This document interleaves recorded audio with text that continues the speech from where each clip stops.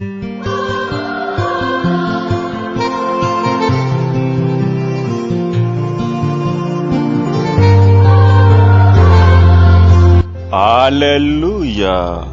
Welcome to the Voice Daily Devotional broadcast with Apostle Miracle Prince. Hallelujah.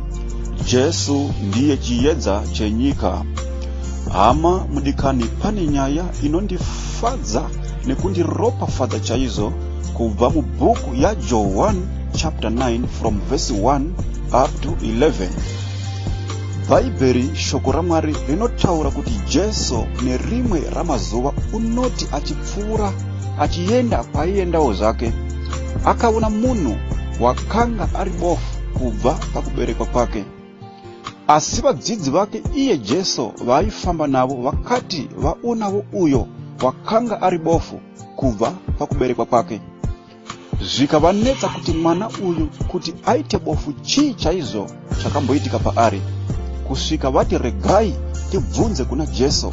Vakamubvunza vachiti, Rabhi, ndianiko wakatadza uyu kana vabereki vake, zvaakaberekwa riri bofu? Jesu akapindura akati, uyu haana kutadza, kunyange nevabereki vake havana kutadza, asi izvi zvakaitwa kuti mabasa aMwari aoneswe maari.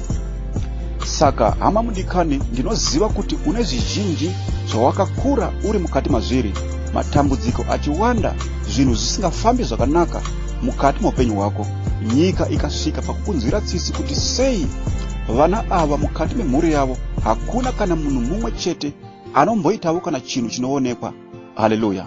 Even iwewe muzvese zvauri mukati mazviri zviri kukutambudza panguva ino, uri kutofunga kuti maybe mukati medzinza pane mumwe munhu ari kunditsinyira kuti ndipinde mukati mematambudziko ese aya andiri mukati mawo. Haleluya. Nokuti chese chaunozama kuda kuita mukati muupenyu hwako hachifambi.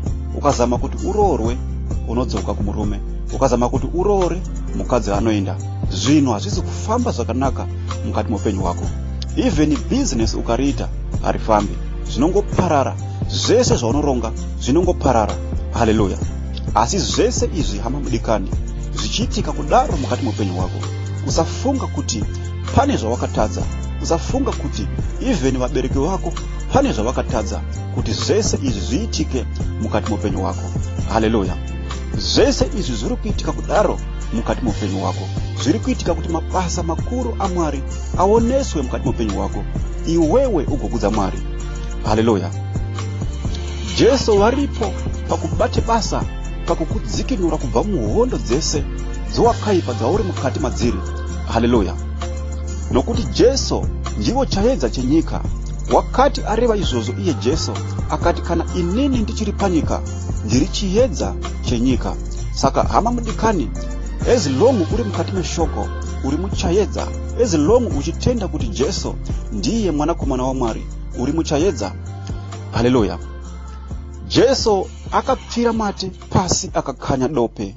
Mate aya akazodza dope rawo pameso ouya rakanga riri bofu, akati paari, enda undoshamba mudziva. Haleluya. Ipapo akaenda akandoshamba sezvo akarayirwa naJesu, akadzoka ava kuona.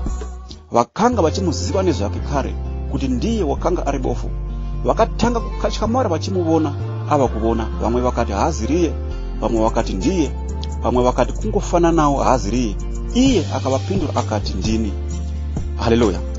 Hama mudikani, vese vaikutorera pasi mukati muupenyu hwako, vese vaikumhura vachiona kuti sokuti dambudziko rauri mukati mariri haringagoni kupera mukati muupenyu hwako.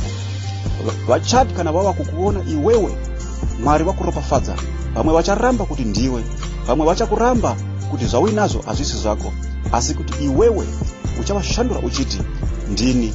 Ndini uya wakanga achichema, ndini uya wakanga asingavake musha unomira, nhasi Mwari wandiropafadza. Haleluya. Hama mudikani, Mwari ndiye chiedza chenyika, Jesu ndiye chiedza chenyika. Kana uri muna Jesu hapana chinoramba.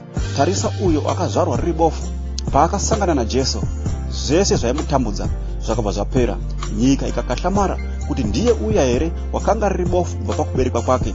Asi tarisa, hama mudikani, wakadzikinurwa naMwari nokuda pokuti wakasangana naJesu. Saka iwewe, hama mudikani, muzuva ranhasi sangana naJesu rinova shoko raMwari, ugare uri mukati mariri.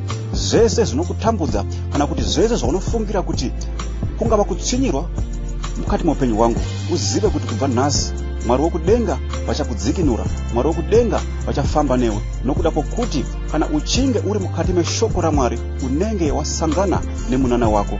Zvese zvinokutambudza hazvingarambi zviri mukati muupenyu hwako, asi kuti Jehovha vachakurangarira sezvavakaita uyo wakanga ari bofu kubva pauduku hwake. Hallelujah. Be blessed in Jesus' mighty name. For you to be able to send in audios of these teachings every day. Also, if you have a prayer request, you can call or WhatsApp us on this number +27 61 916 4897. Once again, I'm Apostle Miracle Prince. To God be the glory.